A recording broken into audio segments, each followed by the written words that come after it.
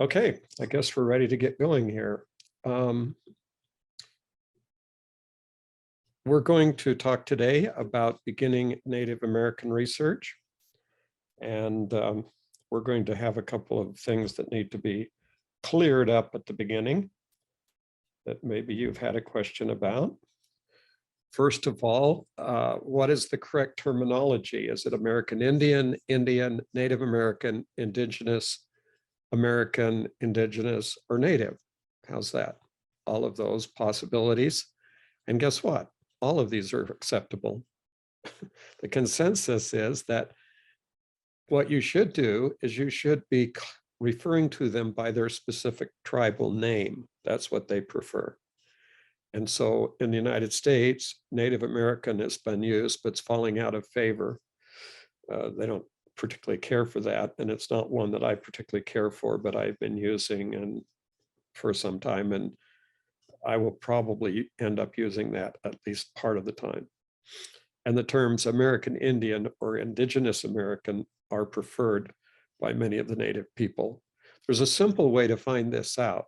If you are concerned about a particular person and you believe that they are or they're an Indian, then find out what tribe they were in, and then go online and look and see how the tribe designates itself.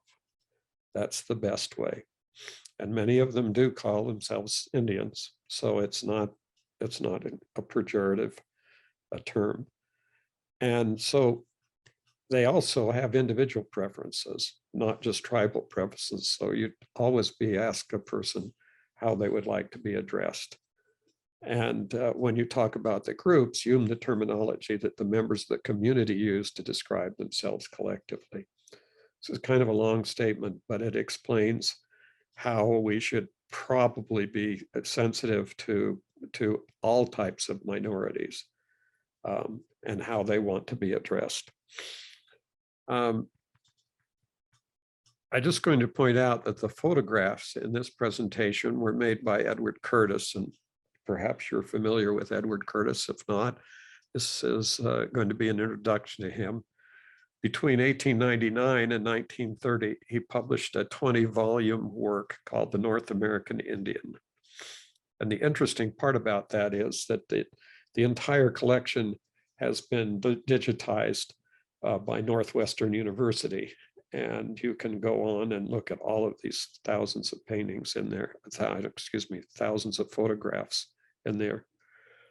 There have been some questions about the authenticity or the correctness. In other words, were these staged photos? Did the people really look like this? The answer is yes, they really did look like this.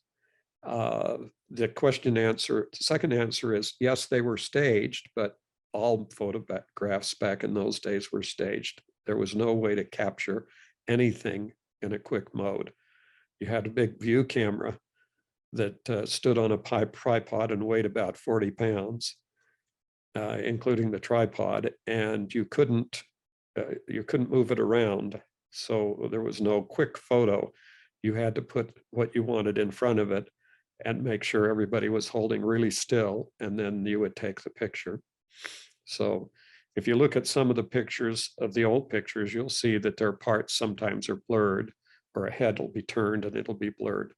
That's because these cameras had a very slow aperture. They had a large aperture, but it was very slow, which meant that they took a considerable time to actually make an image.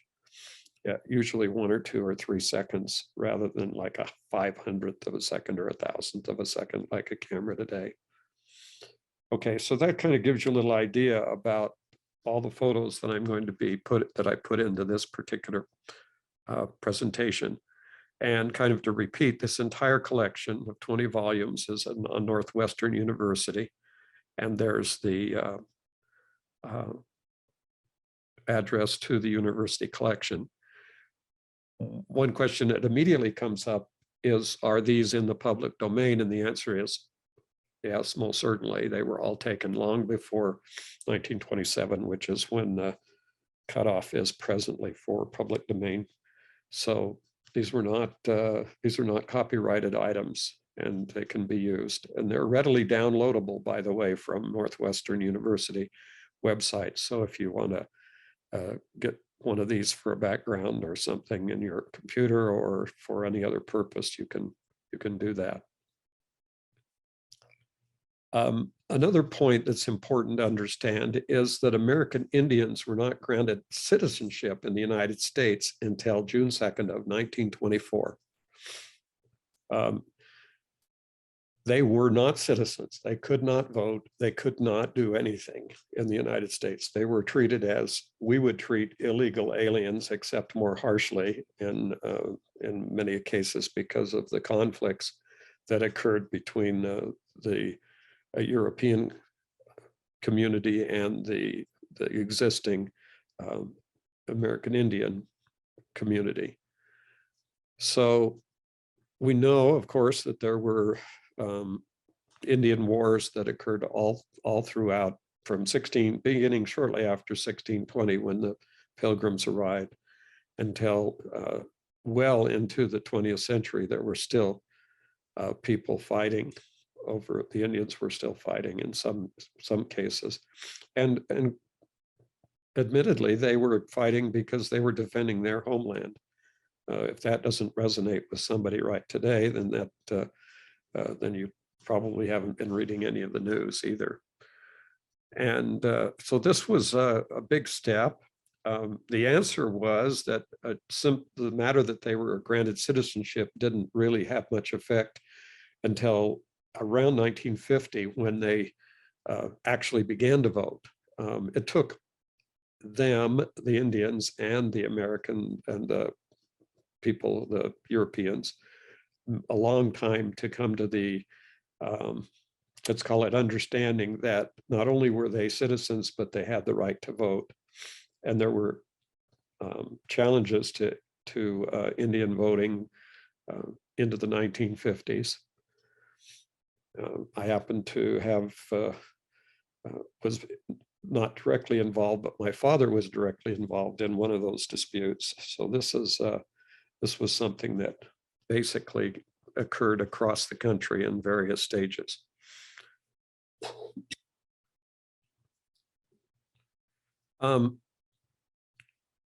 It's fairly common among Europeans doing research in the United States to have a tradition in the family that one ancestor or another was an Indian ancestor. And it's usually, the tradition that comes down is usually that it's an Indian princess. So here's my experience of the last almost 40 years of doing research, and probably 20 years of that being aware of the issues. I would say that I have regularly had the question raised. It hasn't been a very, it's not a very unusual thing for someone to come in and say, I think we had fill in the blank Cherokee, whatever, usually Cherokee, Indian in our ancestry. And how do I go about finding that? Well, you go about it the same way you go about any kind of genealogical research, but from my experience, you should know that out of the dozens, and I would venture to say even hundreds of people who have come to me and claimed to have some kind of traditional Indian ancestry, that those individuals, out of those, I have probably less than a handful, less than 5 people in my whole years of doing research with them that verified the fact that they were actually involved in a descendant from someone who was a Native American. So you're just, it's a really interesting thing. And today, the big key, and what I'm going to be saying in just a few seconds or a few minutes here, is that you want to get a DNA test when we start talking about the process of going and finding out that information. And so very few of the dozens, I could say hundreds of these claims of American Indian ancestry have turned out to be correct. I don't know where or why those occur, but we've speculated over the years of the reasons why somehow or another people believed that they had American Indian ancestors. And the answer is, as I mentioned, before you get too deep into your research, take a DNA test. The DNA test will show you if you have markers that are American Indian markers. And if you do, then the answer is yes, you have American Indians in your ancestry. And if you do, then you have to do the paper genealogy. That means all the research through all the records and things to actually connect to that person. And if you do have someone out there in your ancestry that shows up on a program like Family Search Family Tree, for example, the unified tree, and they say that that person was an Indian, then and no DNA shows up in your DNA, that does not mean you're not a descendant. It just means that that portion of the DNA that came from that person was not preserved in all of the splits and iterations of the DNA that occurred that came down to you. But in that case, you're going to be based any ultimate decision as to whether or not that's correct is going to be based on all the systematic research that you do that's based on sources showing a parent-child relationship. So, and another thing that comes up regularly is that some people get it in their head that they have American Indian ancestors, or they're told that they're 1/16 Cherokee or Navajo or one of the Diné people or whatever. And they immediately think, well, maybe, and sometimes they do a little bit of investigation and discover that there are a lot of benefits for certain Indian tribes on their reservations. Others, no, yes, some are, some aren't. And they will then immediately start to do the same thing that is done by many people when they think they descend from the Mayflower, or where they have a Revolutionary War ancestor, or whether they had one of the first settlers' ancestors, or whatever there is out there that seems to help people have a little bit more self-prestige.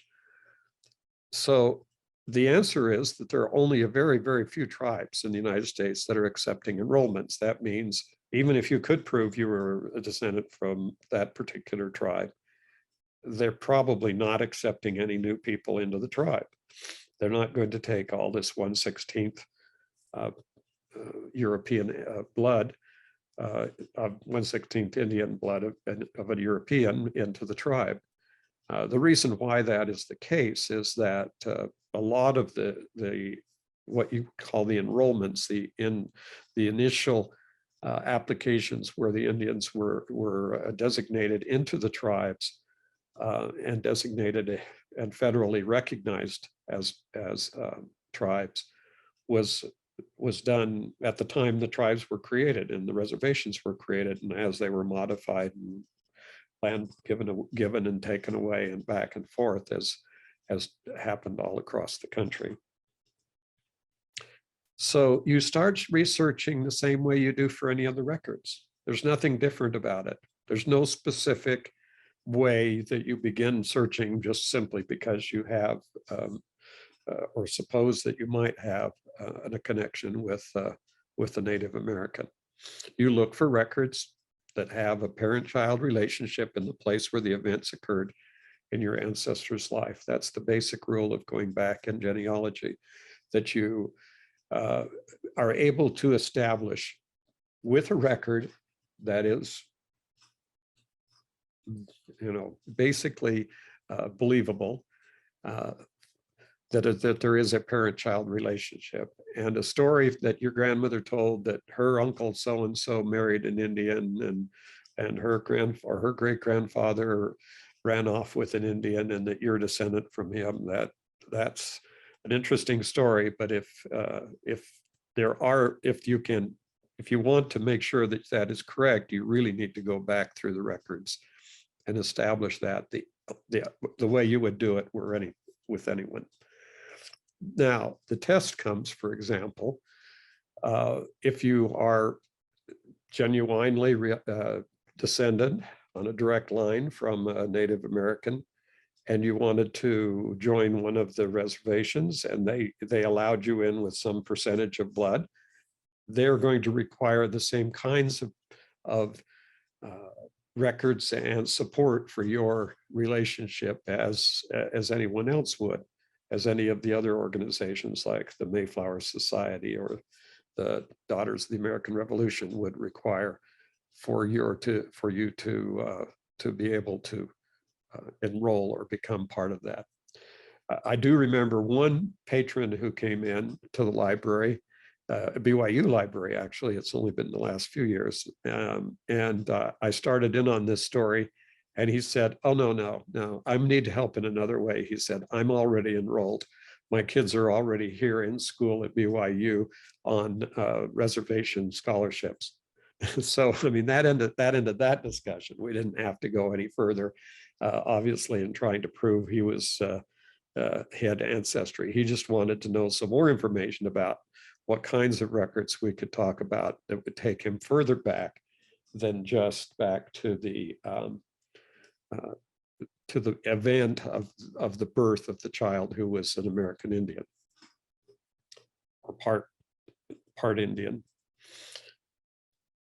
So it may seem really kind of mundane for genealogy, but we start with US federal census population records for each year and the other specialized census records, such as the United States Census Bureau's censuses of American Indians. If you go to this website, which I have the address here, or look it up under United States Census on censuses for American Indians, you'll see that there are some very specific census rolls that go back to some of them go back into the 1850s, the earliest censuses that we have, with all the family members listed.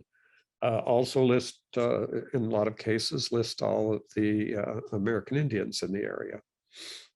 They were, even though they weren't citizens, they were listed on the census records. And so you can find them if you're doing really good, because let me just say, it's not easy to find the right person, because the names as they were written down were usually Americanized names or American names that had been given to the population. I think at this point, it's important to also understand what happened to Native Americans when there was when they had the Indian school era. We'll call it the Indian school era of time from in the 1800s up until well into the 1900s. And in fact, when I was attending high school in Phoenix, Arizona, my high school was right next to the Indian school. And what the Indian school happened there is the children were, in a sense, forcibly removed from their homes and shipped to Indian schools where they were educated, basically taught English and prohibited from speaking their native languages and given English names. I can remember going in and seeing there was an exhibit down in Phoenix at the Heard Museum, and they had an exhibit that was set up showing the Indian school process of what happened. And they had a big square board that had names on it. And basically, the children were all brought to this point, and then they kind of pointed at a name, and they took that name, and that was their name from then on. They were not called by their Indian name at all. And in a lot of cases, this caused extreme resentment and extreme conflict between the Indian population and the people in the United States that were doing that. So that's another part of our history in the United States that once you get into the Indian schools, you'll find out that that's pretty sorrowful. But there are records, by the way, of the Indian schools because they were federal government, parts of the Bureau of Indian Affairs and other government agencies. Okay, so I would suggest this. Whenever you're going to start a new area, a line of research, I would go to the research wiki. There's almost 10, I think we're close to 100,000 articles in the wiki. It's a tremendously large and very rich resource. And you can start with Indigenous peoples of the United States genealogy. As you can see from the slides and the websites that I've shown to this point, the names and how they're designated changes almost from every slide. So on this one sheet here from the Family Search Research Wiki, we have Native American online genealogy records, and we have Indigenous peoples of the United States genealogy. And then down below, you'll see many records were created by the Bureau of Indian Affairs. So there's at least 3 different designations right on the same page. And this gateway on the Research Wiki will lead you directly to records for each of the states and give you an explanation of the process and out to other websites that will help you find and learn more and more information about this.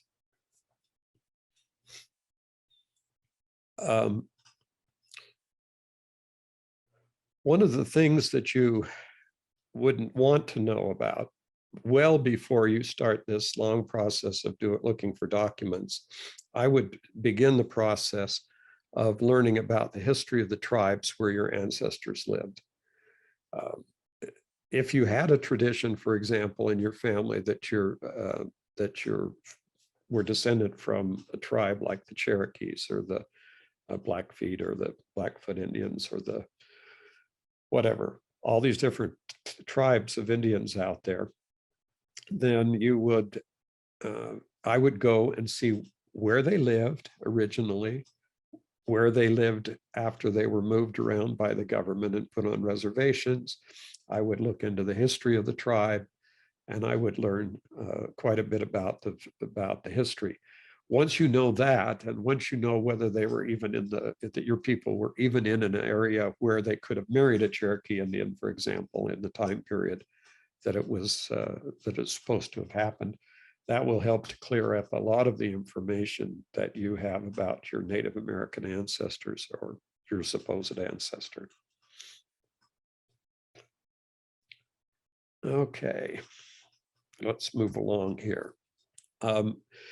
Just for information's sake, there are currently 574 federally recognized tribes scattered across areas all across the United States. Even eastern states have reservations, and all the way into Alaska, and that is there are just these are a lot of different tribes, and so one of the difficulties you are going to find is, even if you have this tradition of an American Indian ancestor, is figuring out which tribe it was. And that's why I think we start with the history and we start looking at the pedigree and getting a clear pedigree till we know exactly where these people lived to make sure it's even possible that there was contact between Europeans and that tribe during the time that were supposed to have been some kind of intermarriage. So now I'm going to go through kind of a series of slides that are going to tell how that you can search by. How do you do the searching? Now, it's interesting, and I'm going to call my attention to this particular slide. This is Shonagavi, Pavi, and it is a Hopi village, which is still in existence, by the way. And there's quite a large amount of tourism. You can visit reservations.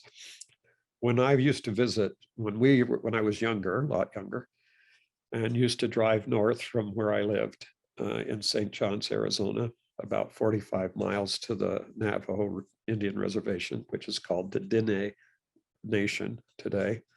The Diné Nation, when you drove up the highway, there'd be a sign. And it was interesting because the sign would say, you are now leaving the confines of the jurisdiction of the United States government, and you are now going to be subject to the government of the Indian tribes. And the answer is still yes. When you go onto a reservation, you are subject to the laws of the reservation. If you get a speeding ticket while you're speeding through the reservation, that ticket will be given by a tribal, one of the tribal police, and you will have to go to the tribal court to pay your fine. So you understand there's still, even though the Indians have been given citizenship, there's still a measured amount of jurisdictional difference between a reservation, a recognized reservation, and the rest of the United States. So back to the idea of locality. All of the basis for the organization and the way of finding genealogically valuable records is made on the basis of locality. You've got to know the location. It's absolutely essential to maintaining any kind of believable pedigree. You cannot just jump across the oceans. You can't jump across the country. You can't make assumptions that people moved from Massachusetts to Connecticut and then moved up to Vermont, then came back to Connecticut and then moved to Pennsylvania or whatever, without doing the tracing. Exactly. You've got to come up with records that show that this movement occurred, because the simple fact is that so many people have the same names that there's often, and very, very frequently within the same families, confusion as to which part of the family is really related in that particular family group. And this is all based on location. And so as you begin to understand the Indians and the tribes across the country, you need to understand the geographic nature of the reservations and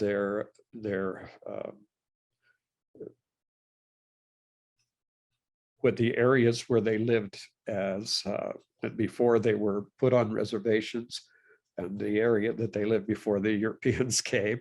All of that's very important, because all of those will have a tendency to show you whether or not there was ever even the contact between your family and anyone who was an Indian. The next important thing, obviously, is to identify the tribe. I mentioned this earlier. You've got to go down and understand the tribal structure, understand how it's administered, who's in charge of the tribe, and what's involved with the records for any particular tribe. As I'll note just a few minutes, tribal records are not necessarily open to the general public. And in fact, they may not be open even if you have absolute proof that your ancestors were Indians. They're not necessarily going to admit that. One of my friends many years ago was her father was a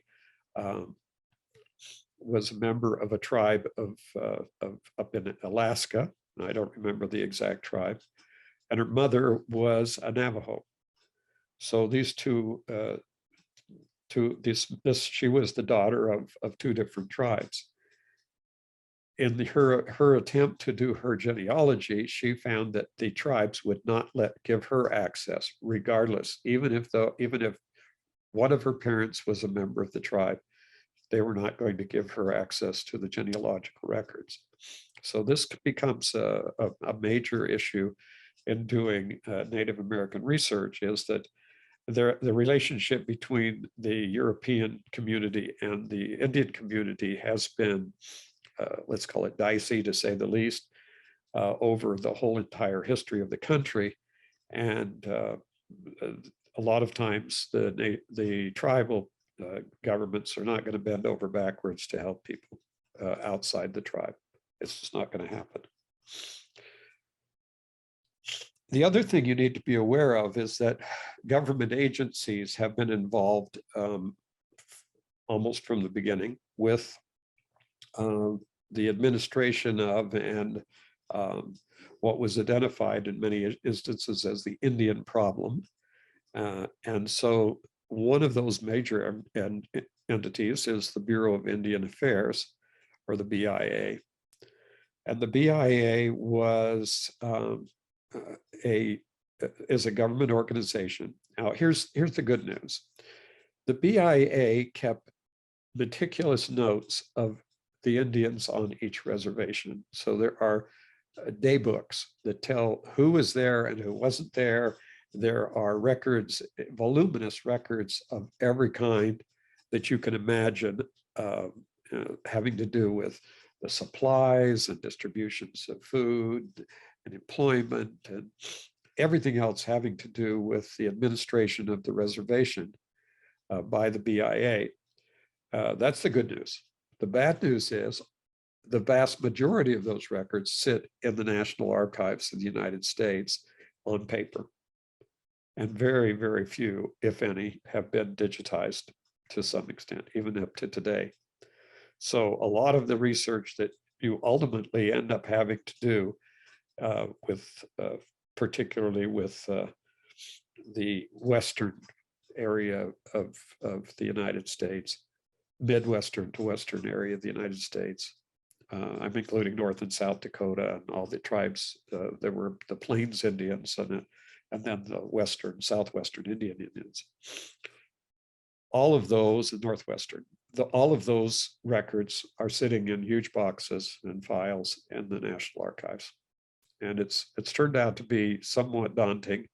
But if you have that, if you're really dedicated and you really go, I think that the archives is now reopening, and it's possible that you can end up going back there and doing research in the National Archives.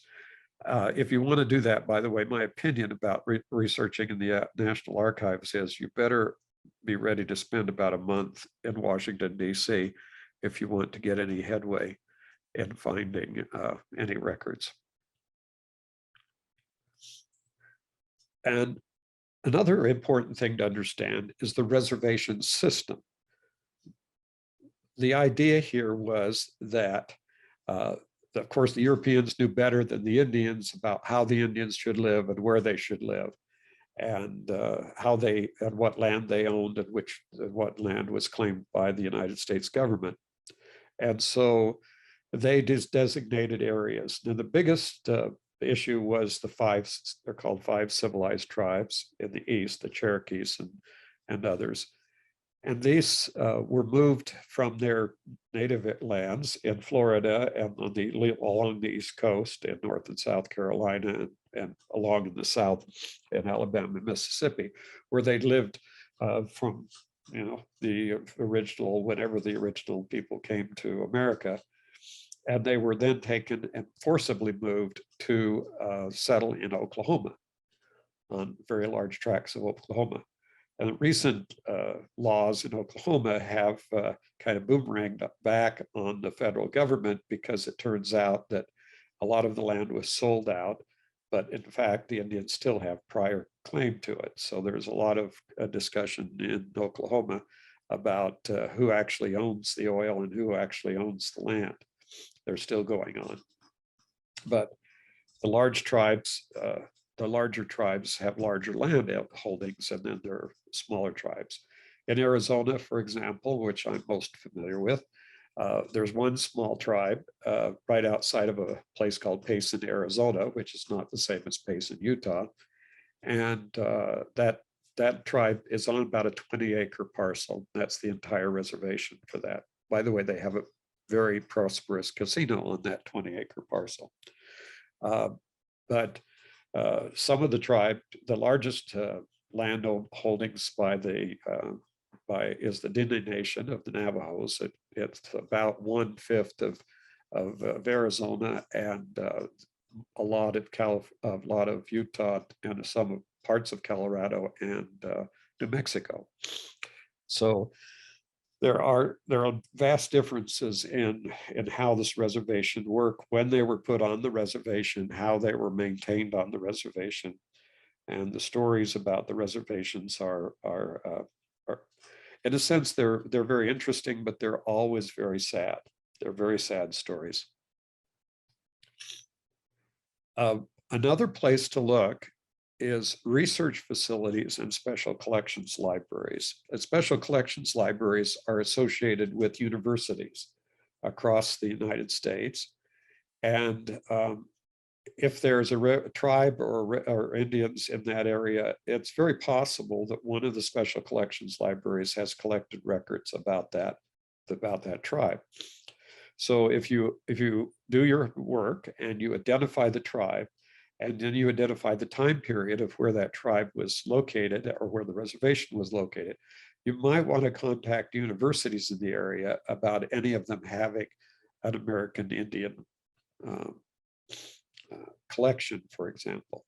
There are thousands of books written. There's huge numbers of reference materials about American Indians that you can find in the research facilities, archives, and historical societies and collections and museums across the United States. This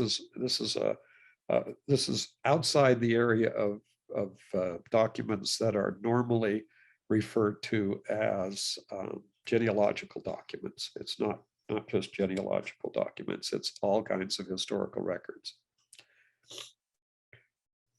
So there is a guide right here. It's called Finding Your United States Indigenous Ancestor, and it's on the Family Search Research Wiki. And it says basically exactly what I just said. That is, find out where your ancestor lived and find what tribes were located in the area and learn who kept the records, etc. So this is not, in the sense, rocket science. This is just basic genealogy. And you could use these rules right here for identifying the tribe of your ancestor. Take out the word of tribe and just say identify your ancestor, and you'd have exactly the same set of instructions. So it's no different than doing any other kind of research, genealogical research. One thing that you will run into is the Dawes Rules. And this was people accepted between 1898 and 1914 by the Dawes Commission as members of the 5 civilized tribes. They called them civilized, but they didn't consider them really to be civilized. They considered them to be natives, and so they were extremely not helpful. But the tribes were the Cherokee, Creek, Choctaw, Chickasaw, and the Seminole. So you can see tribes like Cherokee, which were coming from sort of the north, east coast, south, towards the middle of Georgia, Mississippi, and the Seminoles, who came out of Florida. They were all shipped off to Oklahoma. So it contains more than 100,000 names of all the Indians. So this is a kind of an easier way to get into it. If you have established a contact by an individual who you suspect is an Indian, and they lived in this kind of an area where they would have had contact with the civilized tribes, then you will find them in the Dawes Rules. And those are available on Family Search, and they're also available in book format, paper book format. And so this is a reference that's very helpful and kind of one of the basic references that they always refer to. These are known as the final rolls, and so they were accepted as eligible for tribal membership in the 5 civilized tribes. So these are the initial rolls, and if your family is not in the initial roll, you have a really steep uphill battle to convince anyone that your person was actually a member of one of these 5 tribes. The Family Search Research Wiki also has a long list of Native American online genealogy records. So you can go down through this list and very quickly find all sorts of records from different parts of the country and all about land records. And it's very helpful to begin to learn, like I said earlier, the history of the people. So you know what you're actually looking at, what's going on at that period of time.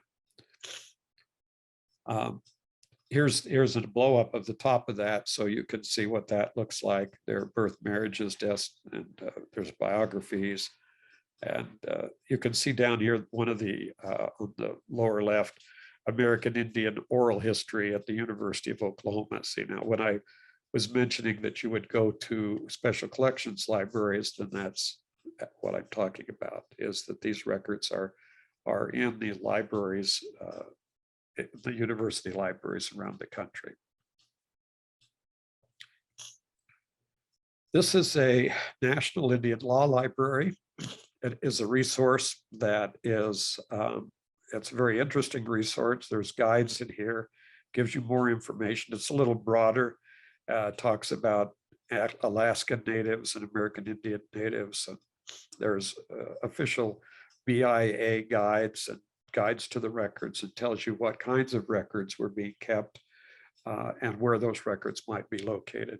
So this is a very valuable site to become familiar with while you're tracing Native Americans. What it comes down to when you're working with this kind of research is that you have to do real research in places other than main genealogical database websites. You're simply not going to find all these records that you need on Family Search, Ancestry, MyHeritage, all these records. They're just not there. There's going to be some, they'll be spotty. It's a benefit and a bonus if you find a record that's already been digitized and indexed on one of these websites, but don't count on it. There's many other records that are still sitting, as I mentioned, in the National Archives, tens of thousands, hundreds of, probably millions of records that have yet to be digitized. And as I mentioned kind of earlier, but I want to reemphasize this, and that is that tribal records may be restricted. They may not be really happy to talk to you about it. My friend who was mentioned was half Navajo and half Alaskan Indian, had gone personally to the reservations and pleaded for the opportunity to look at their records, and they absolutely refused. There was no way that she was ever going to get access to those records. So it's kind of the deal that I guess I'm not sure why this occurred, but I can probably give a lot of reasons. Basically because of the way that the Indians have been treated over the years. And they certainly are going to try to guard their own ancestry and their own descendancy. There are specific records in the Family Search Research Wiki on DNA genealogy. That's Navajo, and it's 27,000 square miles and has 320,000 citizens living in 110 chapters or communities. It's a big place, and if you haven't ever driven across or traveled, if you've traveled from Flagstaff north to Page or to go over up on the north rim of the Grand Canyon, you have driven across the Diné Nation. You've gone on to the Navajo Indian Reservation. And if you've traveled in northern Arizona, northwestern or northeastern Arizona at all, north or south to Utah, Colorado, or New Mexico, you have to go through the Diné Nation. So that's where it is, and that's the kind of thing that you'll find as you get into learning more and more about the Indigenous peoples.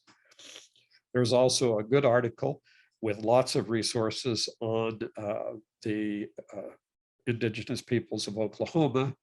And you can see from the map that's there, that small map, and if you look at that closely, you can click on that, make that larger, that you'll see how much of Oklahoma was originally designated as Indian territories and why that still is probably an issue.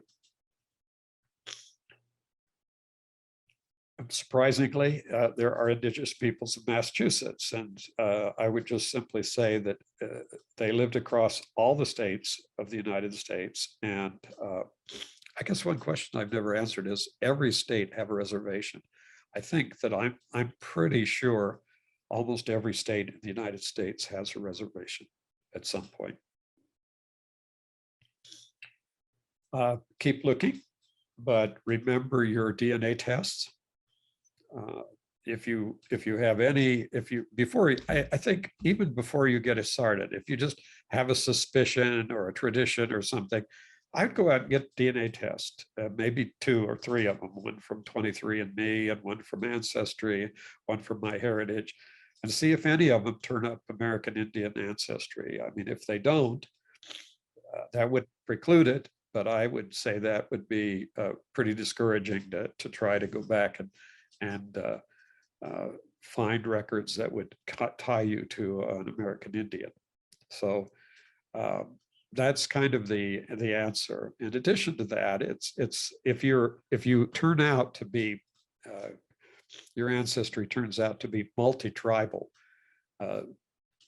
In later years, there was a significant amount of cross-tribal marriages. Then you have more tribes to look at. You have more records to be searching, and so it's going to become even more interesting. Okay, well, thanks for watching.